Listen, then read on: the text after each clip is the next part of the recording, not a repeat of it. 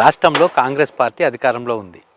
ఇక చూస్తే social media పోస్టులు కానీ, పత్రికా ప్రకటనలు కానీ వీటిని చూస్తూ ఉంటే అసలు ఎవరు ఏ పార్టీలో ఉన్నారు, ఏ పార్టీ ఊడ్చిపెట్టుకోపోయిందో కూడా అర్థం కాని పరిస్థితి ఉంది. పొద్దున్న లేస్తే ఒక పార్టీ, సాయంత్రం పూట ఇంకొక పార్టీ రాజకీయాలు జరుగుతూ ఉన్నాయి. మరీ ముఖ్యంగా ఇల్లందులో అయితే ఈ పరిస్థితి చాలా దారుణం. ఎవరితో ఏం మాట్లాడితే ఏ తిప్పలు వస్తుందా అని ఆ పార్టీకి చెందిన వాళ్ళు కూడా తలలు పట్టుకొని కూర్చుంటూ ఉన్నారు. రాజకీయంగా ఇలాంటి పరిస్థితి అసలు దుర్భరం అని చెప్పాలి.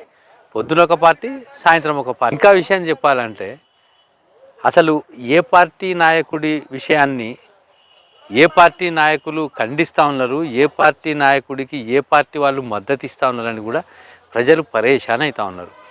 ఎలక్షన్ల కంటే ముందు ఒక పార్టీలో ఉండి ఎన్నికలప్పుడే ఒక పార్టీలో దూరి ఎన్నికల రిజల్ట్ వచ్చిన తర్వాత ఏ పార్టీలు ఉన్నాడో అర్థం కాని పరిస్థితి ఉంది.